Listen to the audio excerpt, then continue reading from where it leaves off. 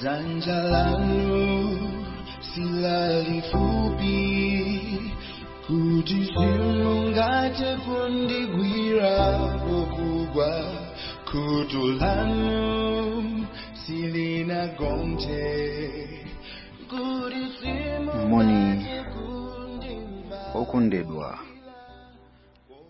mu tsiku linanso limene Ambuye watipatsa lero 7 July 2022, ndadzanalonso lingaliro muganizo lonena kuti lonjezo la Mulungu kwa okhulupirira. Ndikuwerenga nanu pa Mateyu 28 verse 20. Ndikuwaphunzitsa asunge zinthu zonse zimene ndinakulamulirani inu, ndipo onani, ine ndili pamodzi ndi inu masiku onse kufikira chimaliziro cha nthawi yapansi pano. Yesu pamene anatsala pang'ono kuchoka ku dziko, analankhula ndi ophunzira akalero kuwawuza kuti amuke ku dziko lonse lapansi ndi kulalikira kwa zolengedwa zonse, ndi kubatiza mu dzina la Atate ndi la Mwana ndi la Mzimu Woyera. Ndi adapereka lonjezo lonena kuti,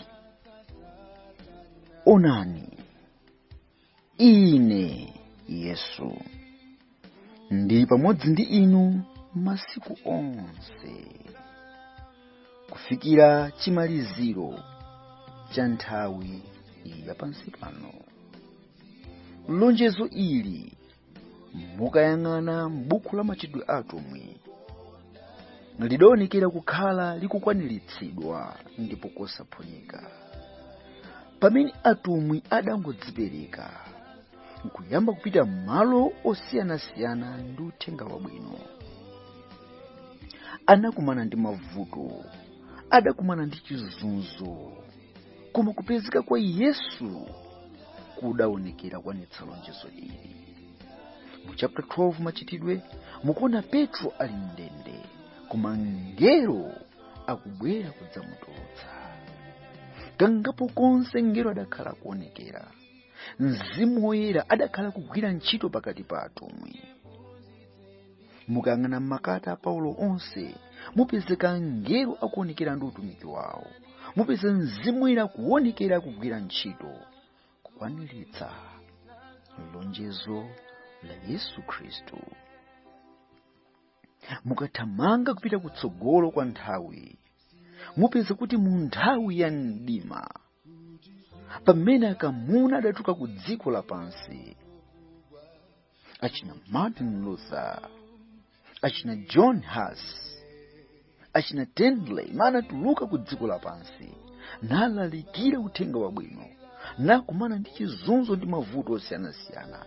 Angelo adakhala kuonekera pena paliponse, nawathangata, nawalimbitsa, nawapulumutsa. Koma lonjezo la Yesu akunena kuti kufikira chimaliziro cha nthawi yapansi pano, ndi iwe ndi ine tikukhala kunsonga kwa chimaliziro cha nthawi yapansi pano. Yesu ayenera kuonekera kwa onse amene adzipereka kumukhulupirira ndi kutumikira ufumu wake. Angelo utumiki wawo uyenera kuonekera mwamphamvu mu nthawi yakumapeto. Popeza Mulungu si munthu kuti akaname, si mwana wa munthu kuti akaleke. Mulungu ngosunga malonjezo. Yesu analonjeza kuti pamene tamukhulupirira ndipo tikupita ku dziko lonse ndi uthenga wabwino, iye akuti ali nafe m'masiku onse kufikira chimaliziro, sakulekeza pa njirayi. Ndifuna ndikulimbikitseni inu amene mwadzipereka moyo wanu kutumikira, amene mukusinkhasinkha, ena mwina mukuchita mantha poona dziko mmene likuvutira muzochita zake. Mafunso mmutu mwanu ndi ambiri. Satana akumapereka mantha mkati mwa moyo wanu, zoopseza mkati mwa kukhulupirira mu mpingo ndi kunja komwe zikupezeka. Komatu lonjezo ili lilipo, ndipo Mulungu ayenera kulikwaniritsa, koma kwa ukhawo amene adzipereka kugwira ntchitoyi.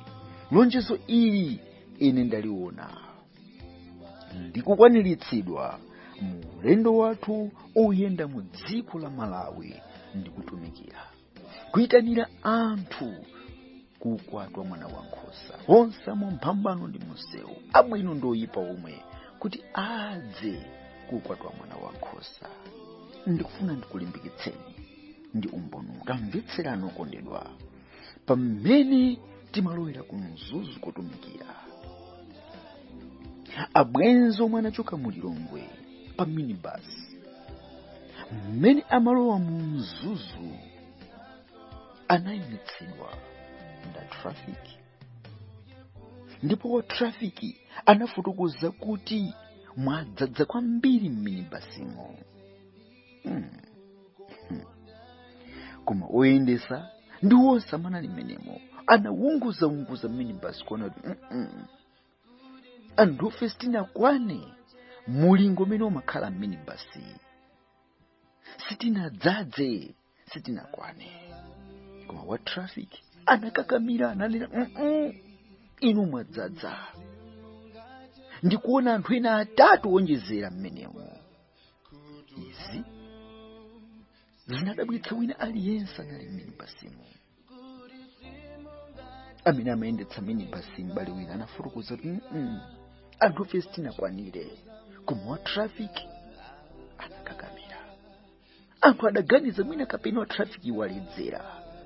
Koma atawunguza anapeza kuti munthu ali bwinobwino. Koma iye amaona anthu ena atatu onjezera minibasimo.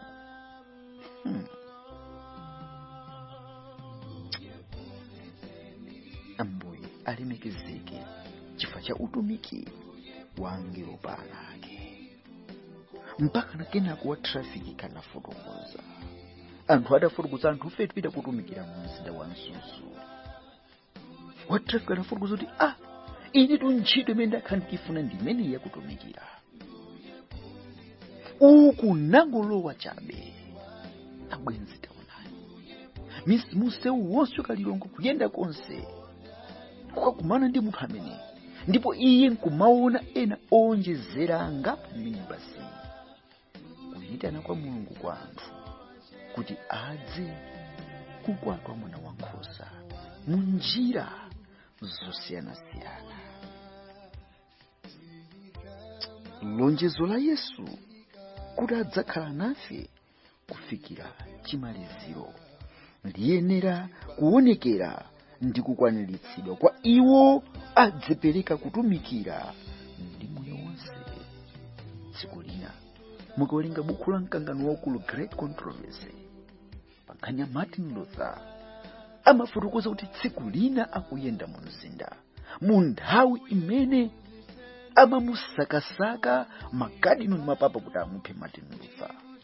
Adavala chijampa chake akuyenda mu mzinda, adakumana ndi munthu adamuopseza. Zikutheka bwanji kuyenda wekha tsiku la lero? Lero ndilo lomalizira la moyo wako. Martin Luther ndi chikhulupiriro adayankha kuti sindili ndekha, ndikuyenda ine ndi ambiri. Atangolankhula mawu awa akuti munthu amamupseza Martin Luther atanyamula mfuti. Adaona anthu amphamvu atamuzinga Martin Luther, anthu adzithoka ndi zida zawo, akuti munthuyi adamuyamba kuthamanga yekha. Naye Martin Luther zidamudabwitsa zimenezi.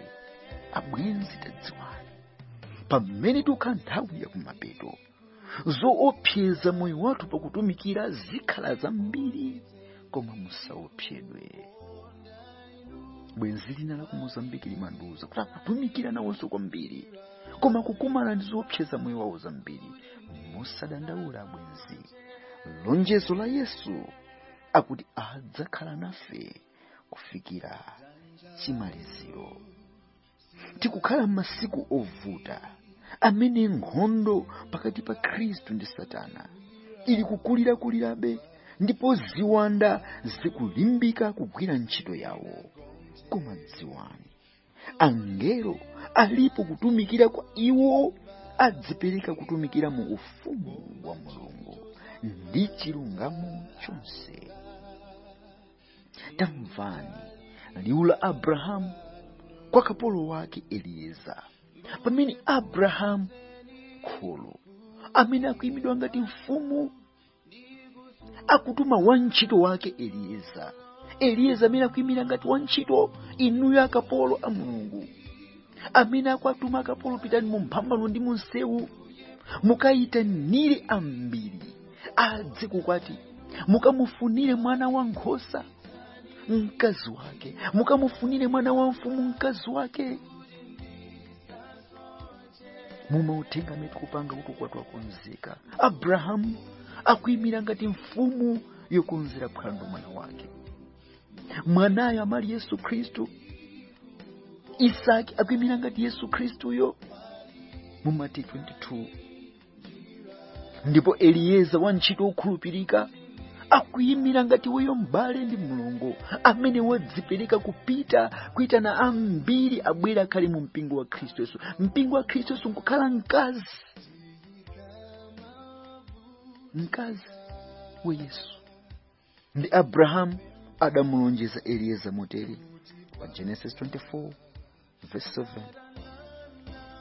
Yehova Mulungu wakumwamba amene ananditenga ine ku nyumba ya Atate wanga, ku dziko la abale anga, amene ananena ndi ine, amene analumbirira ine kuti ndidzapatsa mbewu zako dziko ili.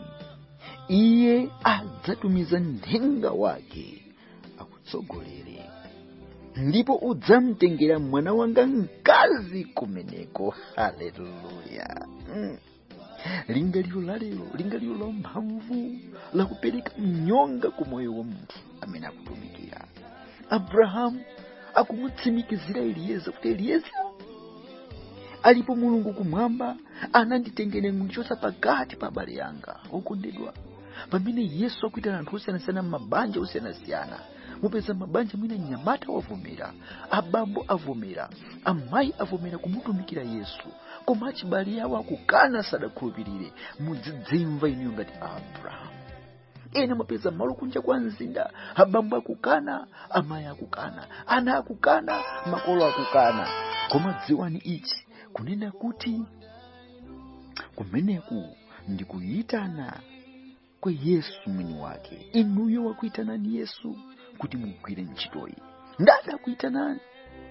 Ndi Abrahamu akumutsimikizira Elieza kuti adandichotseni Mulungu amene ku dziko la abale yanga, amene ananena ndi ine, amene analumbira ine ndi kuti ndidzapatsa mbewu zako dziko ili. Ndi pali lonjezo akumulonjeza Elieza kunena kuti ameneyo Mulungu ameneyo adzatumiza mthenga wake akutsogolere. Mukulinga Bible Chingerezi akuti he shall send an angel.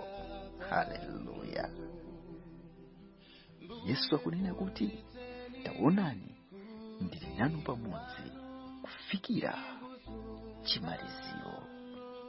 Khulupirirani Ambuye, khalani ana okondedwa a Mulungu, ndipo angelo adzagwira ntchito yawo pamoyo wanu.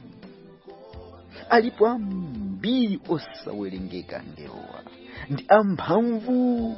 Mufunse Elisa mneneri ndi wantchito wake Gehazi. Adzakulimbitsani mukampeze Yesu m'munda wa Getsemani, kuti ngelo adabwera namulimbitsa iye. Adzakutetezani, mufunse Petro kuti ali mndende womangidwa mdzigologolo. Mngelo adabwera namuteteza, angelo ake ndomwewo. Ambuye akhale nanu mu nthawi yakumapeto, masiku akumapeto ano. Akutetezeni, akulimbikitseni. Inuyo ngukhulupirirani ndi kugwira ntchito yake. Popeza tikukhala mu nthawi yotsiriza ya moyo uno. Kumbukirani Yesu akuti, taonani ndili nanu pamodzi kufikira chimaliziro. Inu pangani chisankho chokhala okhulupirira nthawi zonse. Ambuye akudalitseni, akusamalireni. Pamene nakulakalaka upanga zionetsero mu dziko lapansi, naganiza ngati akusokoneza ndi anthu osadziwa kuti ndi nthawi yakumapeto, angelo akusiya mphepo zinayi mavuto omwe pa dziko lapansi. Musatenge nawo gawo. Pamene anthu akupanga zionetsero ku dziko lapansi, inu pangani zionetsero zanu zakuyitana ambiri kuti adze mfumu wakumwamba. Pangani zionetsero zotsutsana ndi bodza lakutengera anthu ku gehena, pakulalikira mawu ndi kuyitanira ambiri kuti adze ukwati wa mwana wankhosa ndi kumpezera Yesu mkazi wake monga Eliza anachita.